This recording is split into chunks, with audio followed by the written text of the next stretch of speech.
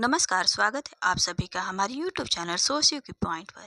तो आज के इस वीडियो में हम लेकर आए हैं भारतीय सामाजिक व्यवस्था से संबंधित वर्ण व्यवस्था। पिछला वीडियो में हम लोग आश्रम व्यवस्था पर चर्चा कर चुके हैं, तो इस वीडियो में हम लोग चर्चा करेंगे वर्ण व्यवस्था पर। वर्ण व्यवस्था क्या है कि वर्ण व्यवस्था भारतीय समाज की एक महत्वपूर्ण विशेषता है और भारतीय सामाजिक व्यवस्था का ये आधार भी रहा है। तो इस व्यवस्था के अंतर्गत प्राचीन भारतीय समाज को 4 वर्णों में विभाजित किया गया है। कौन कौन सा? तो ब्राह्मण, क्षत्रिय, वैश्य और शूद्र, 4 वर्णों में विभाजित किया गया है। तो वर्ण व्यवस्था का आधार मतलब किन किन आधारों पर यह बांटा गया है? तो वर्ण व्यवस्था का आधार दैवीय गुण, कर्म, रंग अथवा पेशा रहा है। इनका इन आधारों पर विभाजन किया गया है। तो प्रत्येक वर्ण का अपना एक विशिष्ट कर्तव्य रहा है, जिसके पालन से समाज, समुदाय और राष्ट्र के उत्थान हुआ है। तो वर्ण व्यवस्था का उद्भव एवं विकास कैसे एवं किन परिस्थितियों में हुआ है, यह भी एक महत्वपूर्ण विषय है। तो माना जाता है कि आर्यों के आगमन काल से पहले वर्ण व्यवस्था का विकास नहीं हो पाया था। इसका विकास इतिहास के घटनाओं के क्रम में धीरे धीरे हुआ। इसका पूर्ण विकास होने में सहस्त्रों वर्ष लगे। तो सभी वर्णों का कर्तव्य निर्धारण में गुणात्मक, व्यवसायत्मक और सामाजिक आवश्यकता की प्रधानता का ध्यान रखा गया है, ताकि सभी वर्णों के लोग अपने अपने कर्मों को स्वच्छंदतापूर्वक और निष्ठापूर्वक संपन्न कर सके। इसके लिए धर्म की भी सहायता ली गई है। धर्म को इसलिए जोड़ दिया गया ताकि व्यवस्था का उल्लंघन ना हो सके। तो हम लोग जानते हैं वर्ण व्यवस्था का दैवीय सिद्धांत। वर्ण व्यवस्था की उत्पत्ति का दैवीय सिद्धांत क्या है? तो इस व्यवस्था में वर्णों की उत्पत्ति दैवीय मानी जाती है।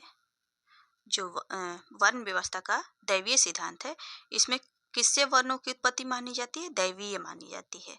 तो ऋग्वेद के 10वें मंडल के पुरुष सूक्त में यह वर्णित है कि विराट पुरुष यानी कि ब्रह्मा के मुख से ब्राह्मण, भुजा से क्षत्रिय और उर मतलब पेट से वैश्य और पद से शूद्र का उत्पत्ति हुआ है। ब्रह्मा के मुख से ब्राह्मण, भुजा से क्षत्रिय, पेट से वैश्य और पैर से शूद्र की उत्पत्ति हुई है। तो जिस प्रकार प्रत्येक अंग का पूरे शरीर के अस्तित्व में एक विशेष कार्य होता है, उसी प्रकार प्रत्येक वर्ण का भी समाज के अस्तित्व में कोई ना कोई कार्य होता है। तो चलिए जानते हैं विस्तार से कि कौन कौन से कार्य किसको मिले हैं। तो सबसे पहले ब्राह्मण का जानते हैं, क्योंकि ब्राह्मणों की उत्पत्ति जो है ब्रह्मा के मुख से मानी जाती है। तो इस कारण ब्राह्मण का कार्य जो है मुख से ही संबंधित है। उनका उत्पत्ति मुख से हुआ था, इसलिए इनका कार्य जो है मुख से ही संबंधित है। अर्थात उनका परम कर्तव्य जो है लोगों को ज्ञान और उपदेश देना होता है। क्षत्रिय क्या है कि क्षत्रिय की उत्पत्ति किससे मानी जाती है? ब्रह्मा की भुजाओं से। और भुजा किसका द्योतक होता है? तो शक्ति का द्योतक होता है। अतः क्षत्रिय जो है, क्षत्रियों का मुख्य कार्य शक्ति के बल पर मानव जाति की रक्षा करना होता है। वैश्य के बारे में जानते हैं। तो ये क्या है कि इनकी उत्पत्ति उर यानी कि पेट से हुई है और इस कारण इनका जो कार्य है व्यापार करना और वाणिज्य से संबंधित रहा है, क्योंकि समाज के अस्तित्व में व्यापार और वाणिज्य उतना ही महत्वपूर्ण है जितना कि शरीर के अस्तित्व में पेट का है। शूद्र के बारे में जान लेते हैं। शूद्र क्या है? शूद्रों की उत्पत्ति पैर से हुई है। ब्रह्मा के पैर से शूद्रों की उत्पत्ति मानी गई है। तो पैर का कार्य क्या होता है कि पूरे शरीर को गतिशील रखते हुए उनकी सेवा प्रदान करना है। तो अतः शूद्रों का जो मूल कर्तव्य हुआ वो तीनों वर्णों की सेवा करना होता है। तो इस प्रकार समाज के विभिन्न समूहों में श्रम विभाजन द्वारा समाज के कार्यों को सुचारू ढंग से चलाने के लिए विश्व पुरुष यानी कि ब्रह्मा ने वर्णों को उत्पन्न किया, जिससे एक वर्ण दूसरे वर्ण पर अनावश्यक अधिकार न कर सके। और इस उद्देश्य से उन्होंने किसी भी एक वर्ण को सर्वशक्तिमान नहीं बनाया था। तो अब हम लोग देख लेते हैं वर्ण व्यवस्था का गुण सिद्धांत। वर्ण व्यवस्था का गुण सिद्धांत क्या है? तो वर्ण का अर्थ ग्रहण करना या धारण करना है। वर्ण का क्या अर्थ होता है? ग्रहण करना या धारण करना। अपनी जन्मजात रुचियों, क्षमताओं, रुझानों के आधार पर व्यक्ति जिस कर्म क्षेत्र को धारण करता है वही उसका वर्ण होता है। तो मानव की जन्मजात प्रवृत्तियां जो है वो 3 प्रकार की हो सकती हैं। कौन कौन सी? तो सत्य, रज और तम। कौन कौन सा? सत्य, रज और तम।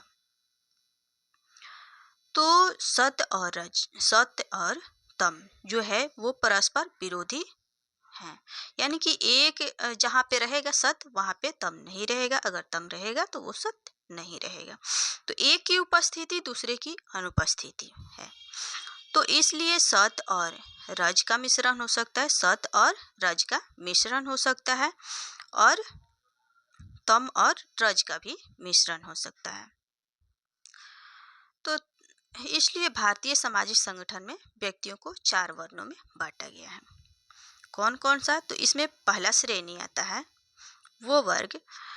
पहली श्रेणी में उन व्यक्तियों को रखा जाता है जो शुद्ध रूप से सात्विक प्रवृत्ति के थे, अर्थात जिनकी रुचि सभी वस्तुओं और धारणाओं से के संबंध में विशुद्ध सत्य की खोजने में और सत्य के अनुसार आचरण करने की दृढ़ता में थी। तो ऐसे व्यक्ति ही सत्यचित आनंद यानी कि सच्चिदानंद यानी कि ब्रह्मन कहलाए। क्या कहलाए? ब्रह्मन। जिसमें पूरा का पूरा सत्य वाला गुण था वही क्या कहलाए? ब्राह्मण कहलाए। दूसरा श्रेणी उन व्यक्तियों की थी जिसमें रजोगुण की प्रधानता थी। सत्य के बाद में कौन सा गुण था? रजोगुण, फिर तमोगुण। तो जिसमें रजोगुण की प्रधानता होती है परंतु सात्विक वृत्ति का अंश भी मौजूद होता है। इसमें थोड़ा थोड़ा सात्विक गुण भी होता है।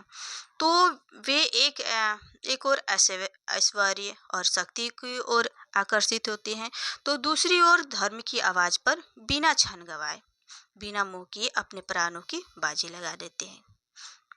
तो वे ही क्षत्रिय कहलाए, जिसमें ज्यादातर रजोगुण था और थोड़ा सा क्या था?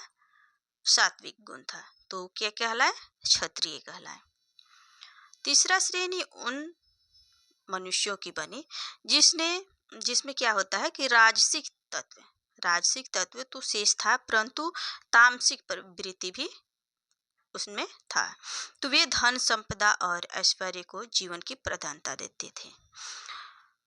ये उन्हें प्राण से प्रिय था। क्या? धन और संपदा, ऐश्वर्य ये सब प्राणों से भी प्रिय था। वे दान पुण्य में विश्वास करते थे परंतु धन उपार्जन उनके जीवन का लक्ष्य था। तो ऐसे वृत्ति के मनुष्यों को वैश्य वर्ण की संज्ञा दी गई है, जिसमें राजसिक गुण और तामसिक गुण पाया गया। उसे क्या कहा जाता है? उसे वैश्य कहा गया।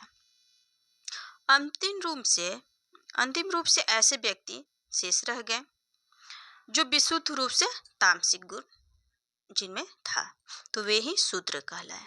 जिनमें सिर्फ और सिर्फ तामसिक गुण था वही शूद्र कहलाए। तो इस बात ही हम देख सकते हैं कि वर्ण व्यवस्था जो है श्रम विभाजन वाली व्यवस्था नहीं है, वरन क्या है कि मनुष्यों के मूल स्वभावों पर उनकी श्रेणीबद्धता हुई है। जिनकी जैसी स्वभाव था वैसे ही वर्णों के आधार मिला है। तो चलिए, वर्ण व्यवस्था आप लोग अच्छे से समझ पाए होंगे। तो हमारा ये वीडियो पसंद आता है तो लाइक सब्सक्राइब जरूर कीजिए। वीडियो को अंत तक देखने के लिए आपका बहुत बहुत धन्यवाद।